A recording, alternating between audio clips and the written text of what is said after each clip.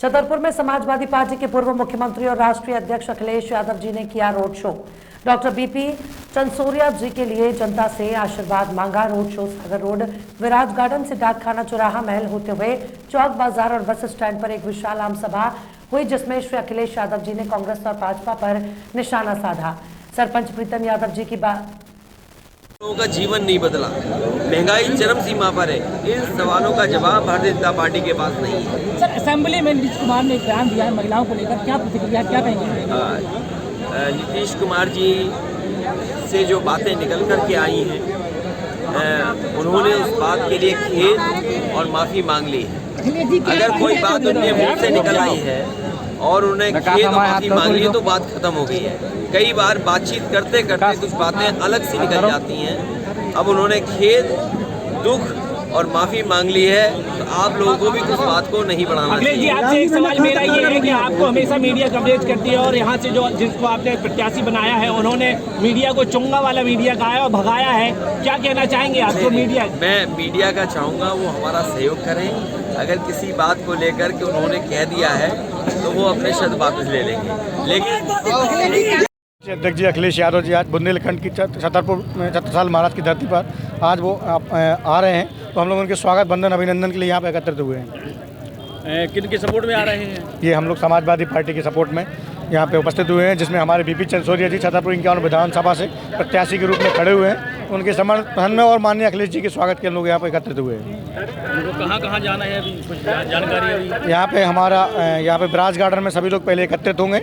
इसके बाद road show होते हुए चौक बाजार से होते हुए सीधे महल चौक से और अपना प्रेम मंदिर में दर्शन करने के बाद खजुराहो रात्रि विश्राम करेंगे।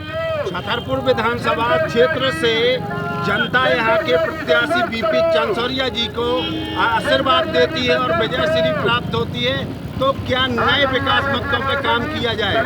बिल्कुल, जैसे ही हमारे बीपी चंसोरिया जी क्षेत्रीय विधायक बनते हैं तो ये शहर के लिए एक नया चेहरा होगा राजनीति के रूप में, क्योंकि जिन्हें कल हम लोगों ने गुरुजी के रूप में, मास्टर के रूप में देखा है, निश्चित ही वो आज एक शिक्षक के साथ साथ एक जनप्रतिनिधि, एक नेता, एक समाज सेवी के रूप में नए चेहरा बनकर उभर कर सामने आएंगे और निश्चित ही विधानसभा विस्तार और विकास अवश्य होगा। मेडिकल कॉलेज के संबंध में क्या कहेंगे? देखिए, जब वो शिक्षा से जुड़े हुए हैं तो उनका ज़्यादा जानकारी शिक्षा से ही संबंधित रहती होगी, तो उनका भी ये बहुत ही इस पर प्रयास रहेगा कि यदि सरकार बनती है और वो विधानसभा तक जाते हैं।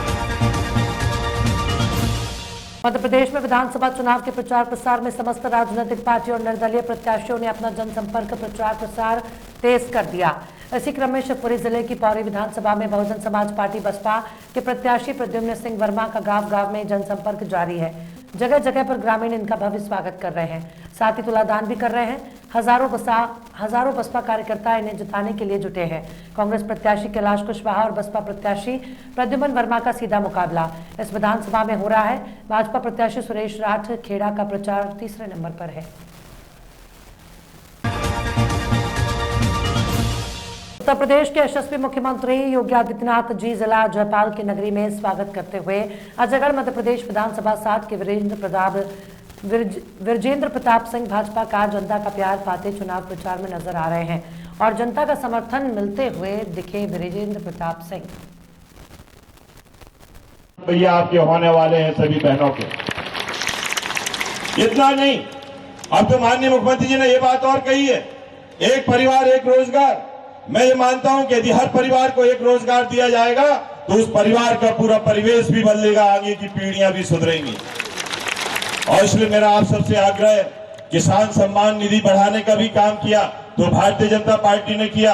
आयुष्मान कार्ड के तहत 5 लाख को हर घर में आरओ का पानी आने की तैयारी कर रहा है, तो आ चुका है, लाने की तैयारी चल रही है। दो क्षेत्र पलायन होता था, आज वहां पर हर खेत को पानी पहुंचाने की या तो पहुंचाया जा चुका है या पहुंचाने की तैयारी चल रही है।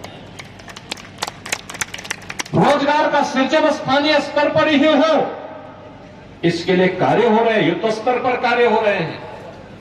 आपने देखा होगा झांसी में हम लोग एक नया नोएडा बसा रहे हैं। नया नोएडा का मतलब एक नोएडा को बनने में, दिल्ली के पास नोएडा को बनने में लगे थे 46 साल और कुल जमीन वहां लगी है 33,000 एकड़। और हम लोग झांसी बुंदेलखंड में पहले ही चरण में 38 मॉडर्न स्कूल अब्दुल्लागंज के बच्चों ने इस दिवाली पटाखे न चलाने का किया फैसला। अब्दुल्लागंज थाने में आकर थाना प्रभारी संजय चौकसे के साथ एक फोटो सेशन करने के बाद स्कूल के शिक्षक ने बताया कि हमारे बच्चे पर्यावरण प्रदूषण को देखते हुए पटाखे न चलाने का लिया फैसला, जिसका थाना प्रभारी सहित इस थाने के स्टाफ ने बच्चों की तारीफ की।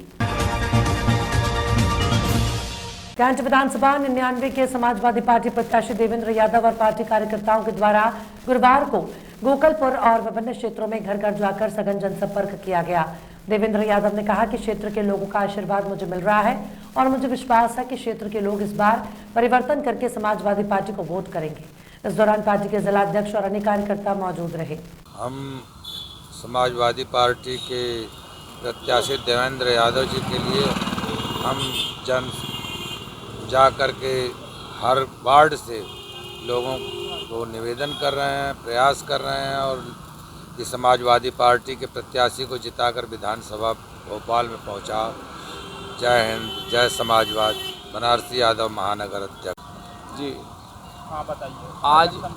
आज में जनसंपर्क हमारा गोकलपुर वार्ड में जनसंपर्क हमारा चल रहा है और आप लोगों के बीच में देख रहे हैं हमारी माताएं बहनें हमारे बीच में लगातार जो है जनता के बीच में जा रही, व्यापारियों के बीच में जा रही हैं, अपनी बात को रख रही हैं। हमारे मुख्य मुद्दे निजीकरण को ख़त्म किया जाए, भ्रष्टाचार ख़त्म हो और जाति जनगणना कराई जाए, पुरानी पेंशन बहाल और जिसकी जितनी हिस्सेदारी उसकी उतनी भागीदारी और देश में लोकतंत्र बचाओ, संविधान बचाओ, इन सब मुद्दे को लेकर के हम जनता के बीच में जा रहे हैं। शहर आज जो है स्मार्ट सिटी के नाम पे आज भोपाल, इंदौर, उज्जैन से अच्छा होना चाहिए था। देश विश्व का पर्यटक ऐसा बेड़ाघाट है जिसको अच्छा करने के लिए जनता की बात को हम विधानसभा तक पहुंचाने का काम करेंगे, जनता यदि हमें समर्थन देती है।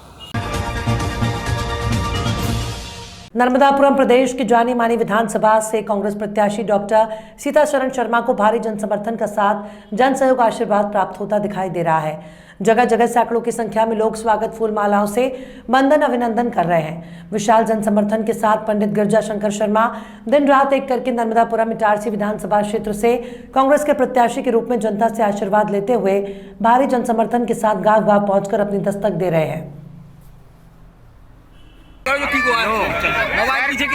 आपका गठबंधन कांग्रेस से कैसे टूटा? वो बात खत्म हो गई, अब आगे की बात करो आप। पिछले चुनाव में मध्य प्रदेश में किंग मेकर थी समाजवादी पार्टी, इस बार क्या फिर से किंग मेकर बनी?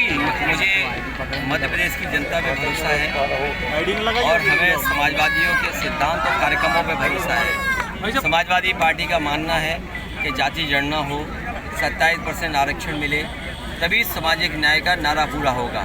जो फैसले स्वास्थ्य क्षेत्र में या शिक्षा क्षेत्र में समाजवादियों ने उत्तर प्रदेश में लिए थे, 20 साल के लगभग सरकार होने के बाद भी यहाँ बड़ी संख्या में आबादी अशिक्षित हो, बेरोजगार हो। दिल्ली की सरकार कहती हो कि हम डबल इंजन की सरकार हैं।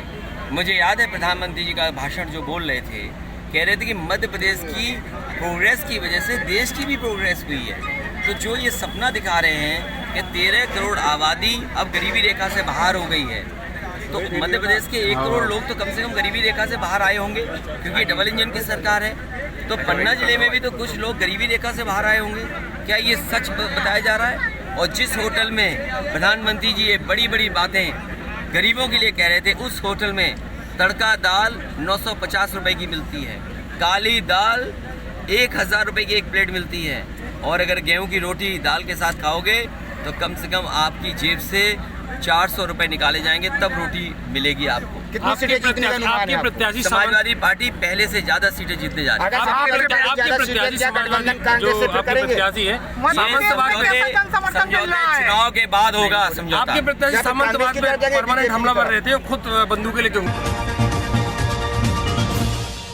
गुरुवार को जबलपुर के पूर्व विधानसभा क्षेत्र के रविंद्रनाथ टैगोर वार्ड में AIMIM पार्टी कार्यकर्ताओं द्वारा जनसंपर्क किया गया।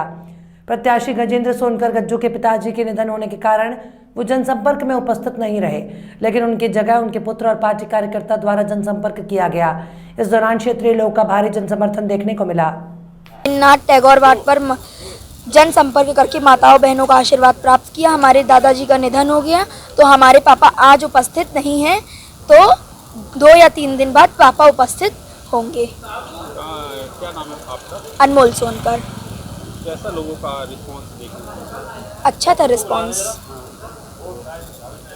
रविन्द्रनाथ टैगोर वार्ड में घूमकर सब माताओं बहनों का आशीर्वाद प्राप्त किया। कैसा रहा? भ्रमण किया तो हम लोग को आशीर्वाद बहुत प्राप्त हुआ है सभी जन। क्या प्राथमिकता रहेगी आप लोग? क्या क्या मुद्दे लेके जा रहे हैं लोग? शिक्षा, विकास के कार्य, अच्छी सुविधा, रोड के कार्य और बूढ़े बुजुर्गों लोग को जो उनकी वो नहीं हो पाता हैगा स्वास्थ्य के उनका अच्छे हॉस्पिटल बनवाएंगे।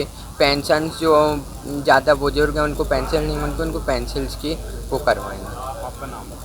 ऐश्वर्य सोनकर।